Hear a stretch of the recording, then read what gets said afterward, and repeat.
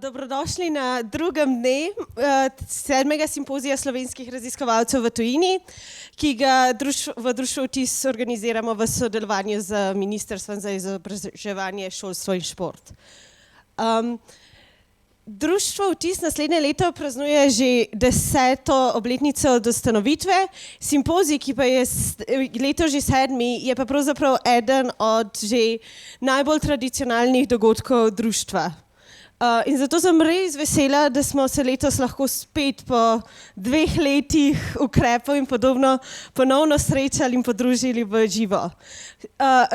Super pa se mi zdi, da smo pravzaprav nekaj stvari, ki smo se jih navadili v zadnjih 2 letih, še vedno obdržali in da je pravzaprav letošnji simpozij prvič hibridno. Sej, glede na to, da gre za društvo Slovencev izobraženih v tujini, nas nekateri dosti lažje spremljate online. Tako da res upam, da bomo to lahko nadaljevali v naslednjih letih. Ko so pravzaprav, ker mene še ni bilo zraven, v društvu začeli simpozijem, je bil pravzaprav največji namen simpozija ponuditi priložnost slovenskim raziskovalcem v tujini, da predstavijo svoje znanje, raziskovanje v slovenskem prostoru, tudi slovenskim znanstvenikom v Sloveniji in tudi s tem omogočati, da se slovenski raziskovalci v tujini in v Sloveniji iz podobnih področji med sabo spoznajo, povežejo, morda celo začnejo kakšne sodelovanja. In s temi idejami, ki se jih pravzaprav pri organizaciji simpozija držimo še danes, mislim, da je simpozij res pravzaprav še vedno v osrčju misije društva, ki se glasi zmanjšujmo razdaljo med Slovenijo in tujino. In prav to povezovanje mislim, da je res ključni del letošnjega simpozija. In čeprav simpozij nima zares neke osrednje teme in osrednja okrogla miza ni bila na temo povezovanja, se mi zdi, da simpozij je zelo lepo, ker ne povezuje, tako kot večina ostalih simpozijev, samo raziskovalcev iz točno določenega področja. Ampak imamo panele iz pravzaprav zelo različnih področji, naravoslovnih, družboslovnih, bolj umetniških, vsako leto drugačnih in pravzaprav, kaj pa lahko vidimo v vseh predavanjih, ki smo jih do zdaj še imeli in upam, da pravilno predvidevam, da tudi v današnjih, da pravzaprav za napredek znanosti je ključno povezovanje različnih področji, različnih znanj, različnih ved. In meni je res všeč pri simpoziju prav to, da povezuje. In letošnji simpozij pa se mi zdi, da je za osrednjo okroglo mizo šel pravzaprav še dlje. In zato res čestitke organizatorjem. Se je bila tema okrogle mize obča znanost, kjer pravzaprav tudi jaz, ko sem načeloma znanstvenica, pa se mi je zdelo, da vem o tej temi nekaj, sem začela razmišljati, koliko več lahko znanstveniki pravzaprav vključimo splošno populacijo v naše raziskovanje.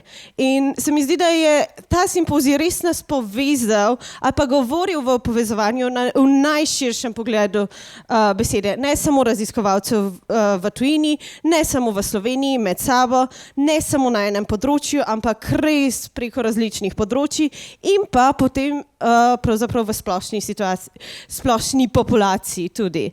In pravzaprav tudi tukaj bi se zahvalila govorcem, ker se tako lepo potrudijo, da čeprav govorijo o najnovejših raziskavah in dognanjih, to naredijo na način, da jih pravzaprav vsi lahko razumemo.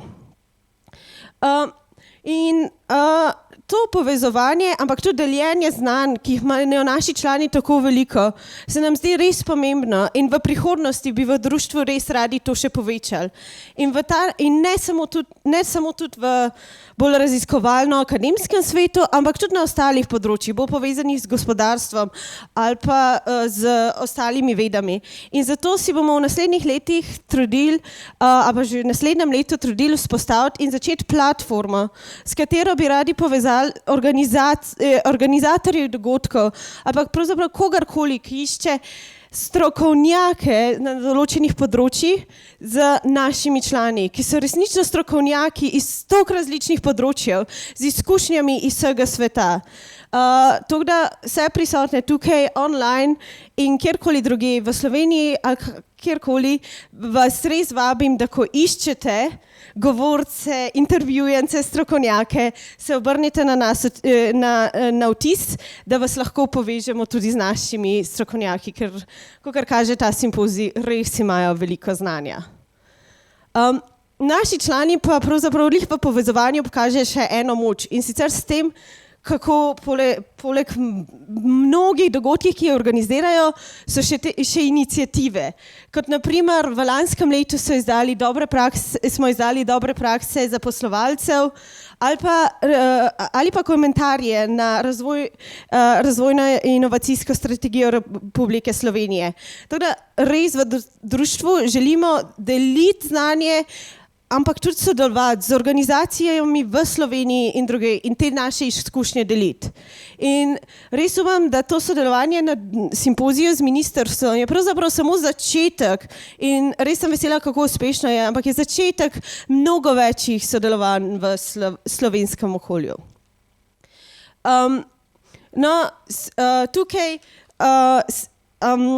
Tukaj bi pa v bistvu zaključila ta svoj govor in bi se res zahvalila najprej vsem govorcem, vsem predsedujočim, ki so si vzeli čas, da z nami delijo preko teh 2 dneh svoje znanje.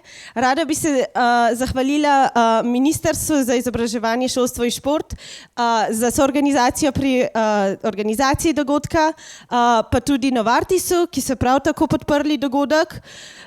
Potem bi se rada zahvalila vsem prostovoljcem društva Vtis in vsem v pisarni društva, ki so pomagali pri organizaciji tega dogodka. Najlepša hvala Aniti, da nas povezuje in vodi čez ta 2 dni.